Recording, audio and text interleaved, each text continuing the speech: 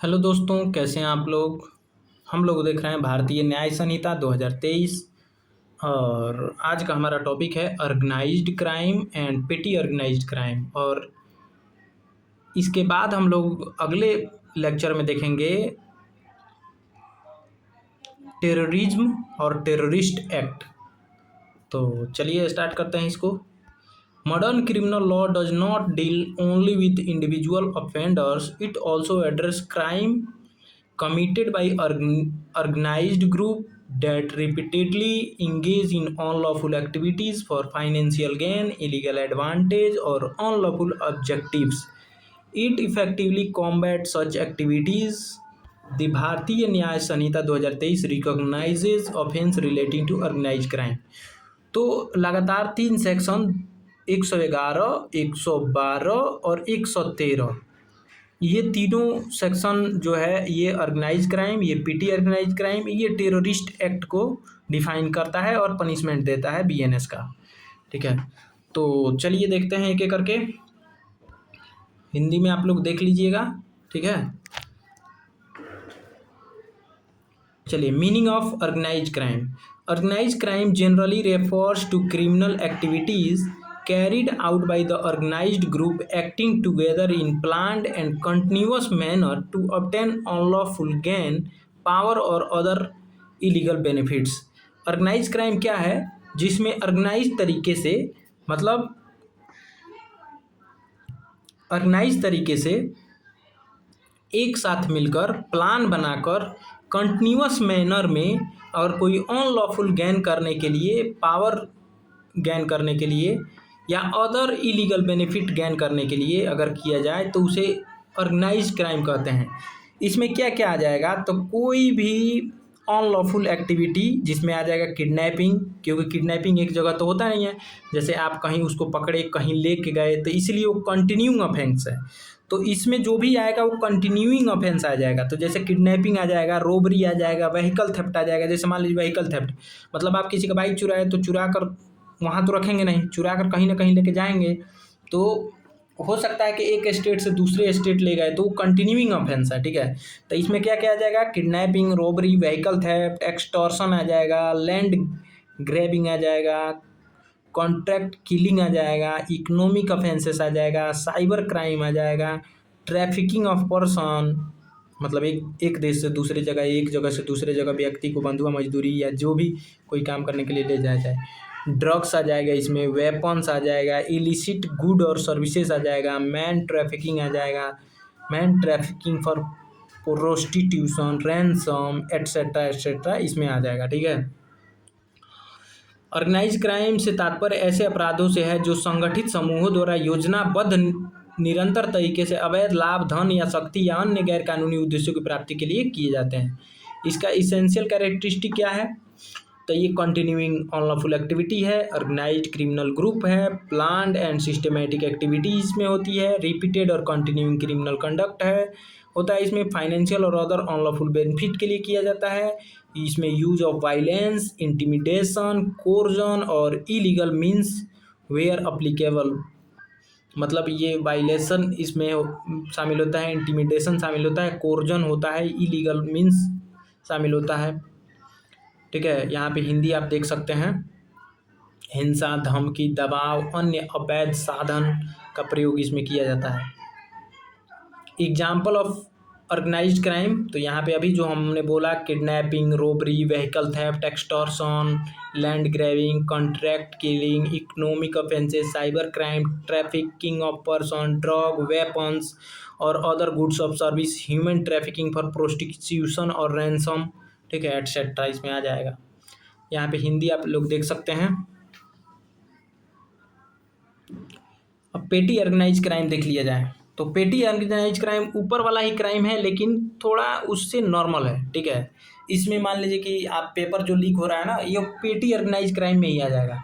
तो एक बार हम लोग ऑर्गेनाइज क्राइम का थोड़ा वो क्या बोलते हैं, यहाँ पे देख लिया जाए, कहाँ कोई जगह है कि नहीं है। अरे कहाँ चले गए यार, एक मिनट दोस्तों, अब उसको लाने में बहुत टाइम लग जाएगा।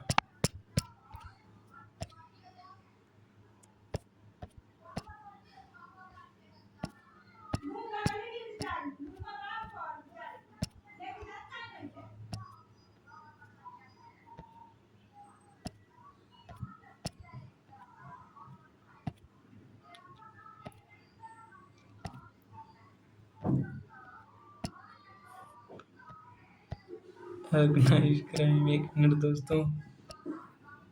ऑर्गेनाइज, हाँ आ गया। तो हम लोग इसका थोड़ा पनिशमेंट भी देख लें, ठीक है। तो यहाँ देख लेते हैं,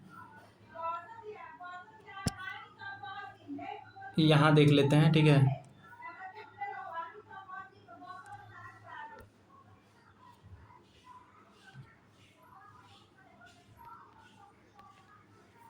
चलिए, ओ भैया कहाँ चला गया। हाँ, तो थोड़ा यहाँ देख लिया जाए ऑर्गेनाइज क्राइम के लिए क्या क्या मतलब पनिशमेंट है। तो हम लोग को पता है कि ऑर्गेनाइज क्राइम जो है 111 में डिफाइंड है, ठीक है। तो यहाँ पे लिख दीजिएगा डिफाइंड, ठीक। और 111 के 2 में पनिशमेंट है। तो 111 के 2 के ए में पनिशमेंट क्या है कि यदि कोई व्यक्ति ऑर्गेनाइज क्राइम करता है जिससे किसी व्यक्ति का डेथ हो जाए, क्या हो जाए, अगर किसी व्यक्ति का डेथ हो जाए, इसमें डेथ है, अगर डेथ हो जाता है तो उसको कौन सा पनिशमेंट मिलेगा, तो उसको भी डेथ या लाइफ इम्प्रिजनमेंट मिलेगा। तो पहला वाला में डेथ है, अगर डेथ हो जाता है, आप लोग जैसे भी लिखना चाहें लिख सकते हैं, डेथ हो जाए तो इसमें भी उसको क्या मिलेगा, डेथ या लाइफ इम्प्रिजनमेंट मिलेगा, ठीक है। और और क्या, और plus fine, plus fine, fine कितना, 10 लाख, 10 लाख तक का फाइन हो सकता है, ठीक है।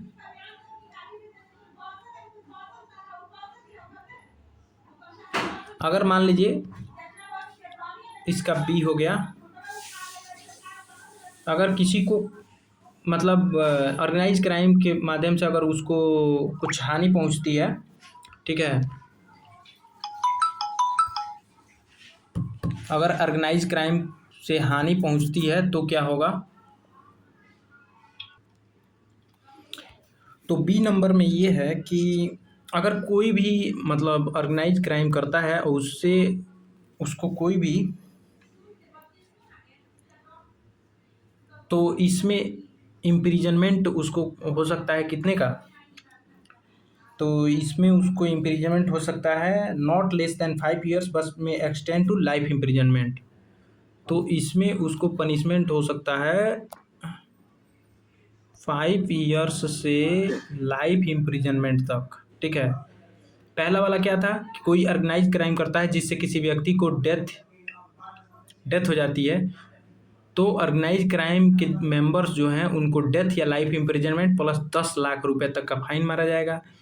अगर डेथ नहीं होती है तो उस स्थिति में 5 साल से लेके एक लाइफ इम्प्रिजनमेंट तक की सज़ा हो सकती है, और इसमें 5 लाख तक का फाइन हो जाएगा, 5 लाख तक का फाइन होगा, ठीक। और इसमें इसका तीसरा है, ये तो दूसरा था, 111 का तीसरा में पनिशमेंट मिलता है क्या कि हूएवर अबेट्स, जो कोई अबेट करता है मतलब चढ़ाता है, या अटेम्प्ट करता है मतलब ऑर्गेनाइज क्राइम करने का प्रयास करता है, या कंस्पायर करता है मतलब उसको उत्प्रेरित करता है, ठीक है। तो इस कंडीशन में उसको 5 साल तक की सज़ा, 5 साल से, इसमें भी 5 साल से, इसमें क्या है, इसमें अबेट लिख लीजिएगा, इस अबेट करता है या अटेम्प्ट करता है या कंस्पायर करता है या जानते हुए फैसिलिटेट करता है, फैसिलिटेट, फैसिलिटेट मतलब सहायता करना, तो ये करता है, देखिए अबेट, अटेम्प्ट, कंस्पायर या फैसिलिटेट करता है, तो इसमें उसको 5 साल से लाइफ इम्प्रिजनमेंट तक की सज़ा मतलब उम्र कैद तक की सज़ा मिलेगी, और इसमें 5 लाख तक का फाइन भी मारा जाएगा, 5 लाख, ठीक। तो ये हो गया। इसी में 111 का चौथा, अब सिर्फ हम बोल देंगे, बोल दे रहे हैं, लिखेंगे नहीं क्योंकि टाइम लग रहा है।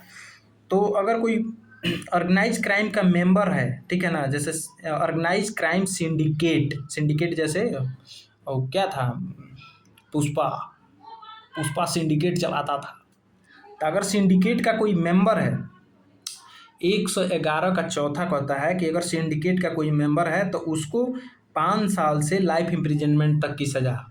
इसमें भी 111 के 4 में कोई सिंडिकेट का मेंबर है, मतलब ऑर्गेनाइज क्राइम का मेंबर है, तो उसको 5 साल से लाइफ इम्प्रिजनमेंट तक की सज़ा मिलेगी और प्लस 5 लाख तक का फाइन।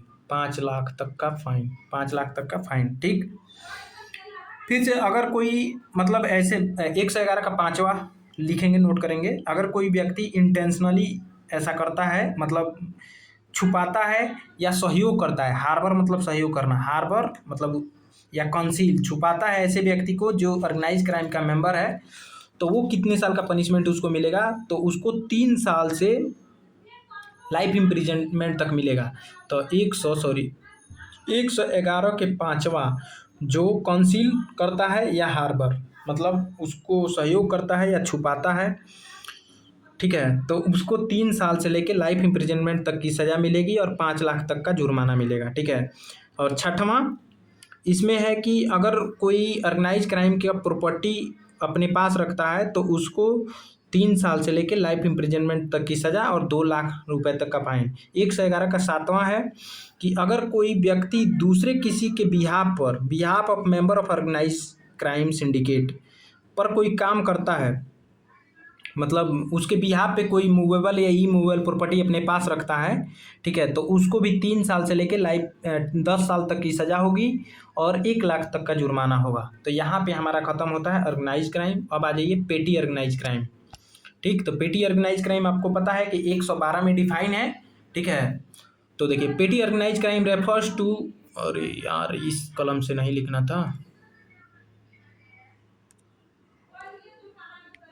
तो petty organise crime refers to organise involvement in comparatively less serious but recurring unlawful activities carried out by groups for illegal gains।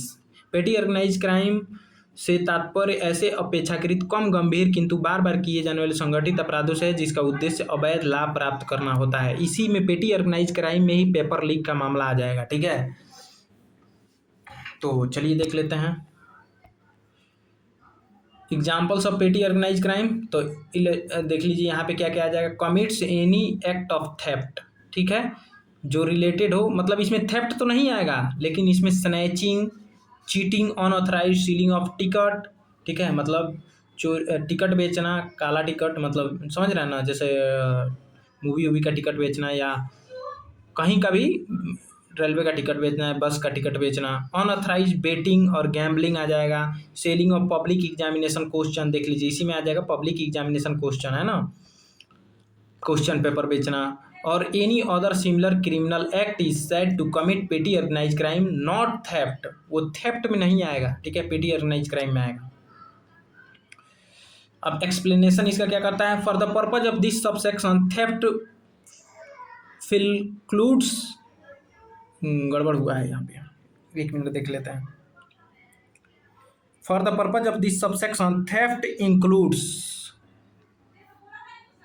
Includes कर लीजिएगा यहाँ पे, includes, theft includes trick theft, theft from vehicle, देखिए trick theft समझ रहे हैं ना, अरे हाथ की सफाई से चोरी। थेफ्ट फ्रॉम व्हीकल, देखिए theft of vehicle organise crime में आएगा, थेफ्ट ऑफ व्हीकल नहीं है, थेफ्ट फ्रॉम व्हीकल मतलब व्हीकल से चोरी करना, व्हीकल से। Dwelling house, business premises, cargo theft, pickpocketing मतलब किसी के जेब मारना, theft through a card skimming, shoplifting and theft of automated teller machine, ATM से चोरी करना, सब ये कहा जाएगा पेटी ऑर्गेनाइज क्राइम में आएगा। ठीक है, अब इसका punishment, whoever commits any petty organise crime shall be punished with imprisonment for a term shall not be less than 1 year, 1 साल से नीचे नहीं लेकिन मे एक्सटेंड टू 7 ईयर्स, 1 साल से लेकर 7 साल तक की सजा मिलेगी अगर कोई पेटी ऑर्गेनाइज क्राइम करता है तो, और shall be liable to fine, और फाइन भी होगा। ठीक है, अगर कोई चोरी, झपटमारी, धोखाधड़ी, टिकटों की गैर कानूनी बिक्री और कानूनी सट्टेबाजी या जुआ, सार्वजनिक परीक्षा पर प्रश्न पत्र बेचना या ऐसा ही कोई दूसरा अपराधी काम करता है तो उसे छोटा संगठित अपराध मतलब पेटी ऑर्गेनाइज क्राइम माना जाएगा, ना कि सिर्फ चोरी। ठीक है, मतलब चोरी में तो आएगा ही लेकिन पेटी ऑर्गेनाइज क्राइम में भी आएगा। स्पष्टीकरण, इस उपधारा के मकसद से चोरी में चालबाजी से चोरी, गाड़ी घर, व्यापारिक जगह से चोरी, मतलब गाड़ी से चोरी, गाड़ी की चोरी नहीं, गाड़ी से चोरी, कार्गो की चोरी, जेब काटना, कार्ड स्मगलिंग के जरिए चोरी, दुकान से चोरी और एटीएम की चोरी शामिल है। ठीक है। सजा है, जो कोई भी छोटा संगठित अपराध करता है उसे कम से कम 1 साल और ज़्यादा से ज़्यादा 7 साल तक की जेल हो सकती है, और फाइन भी, जुर्माना भी लगाया जा सकता है। यहाँ पे है ऑर्गेनाइज क्राइम और पेटी ऑर्गेनाइज क्राइम में difference. Organise crime serious criminal activities है, petty organise crime comparatively less serious recurring offence है। ठीक। Organise crime larger criminal network है और ये स्मॉलर ऑर्गेनाइज क्राइम है। तो ये बताइए, पेपर लीक का जो मामला है वो स्मॉलर है भाई, पूरे देश में फैल चुका है ये। ऑर्गेनाइज क्राइम में उसको रखना चाहिए था और उसमें डेथ और लाइफ इम्प्रिजनमेंट देना चाहिए था। ठीक है, तब जाकर ये रुकेगा। Organise crime greater impact on society, ये बताइए, organise crime greater impact on society, paper leak का मामला इतना छोटा कर दिया, लिमिटेड बट रिपीटेड इम्पैक्ट, ये बताइए लिमिटेड है, ये ग्रेटर इम्पैक्ट है पेपर लीक का मामला, तो उसे ऑर्गेनाइज क्राइम में रखना चाहिए था सरकार को। ठीक है। Offence involve substantially unlawful gain. ठीक है। अब चूंकि इसलिए इसमें नहीं शामिल किया गया, आपको पता ही है ऑर्गेनाइज क्राइम में क्यों नहीं रखा गया भाई, अधिकतर नेता इसी में शामिल होते हैं, लोग कहाँ से होगा उसको। ठीक है। यूजुअली इन्वॉल्व कंपेरेटिवली स्मॉल और अनलॉफुल गेन, यहाँ पे हिंदी मीडियम वाले देख सकते हैं। ठीक है। एग्जाम्पल यहाँ पे देख लीजिए, a criminal syndicate repeatedly commits organise extortion across several cities for financial gain. This is an example of organized crime. A small gang repeatedly steal mobile phones in crowded market for illegal profit. This may amount to petty organized crime depending upon the statutory requirement. एक आपराधिक गिरोह कई शहरों में संगठित रूप से उगाही करता है, यह ऑर्गेनाइज क्राइम का उदाहरण है। दूसरी ओर एक छोटा गिरोह भीड़ भाड़ वाले बाजारों में बार बार मोबाइल चोरी करता है। अरे भाई, कानून की शर्तों में पूरी होने पर यह पेटी ऑर्गेनाइज क्राइम का उदाहरण हो सकता है। आज ये थोड़ा सा बस अगला हमारा टॉपिक रहे crime of terrorism and terrorist act. ठीक है। सो थैंक्स फॉर वाचिंग, मिलते हैं नेक्स्ट वीडियो में इस टॉपिक के साथ, तब तक के लिए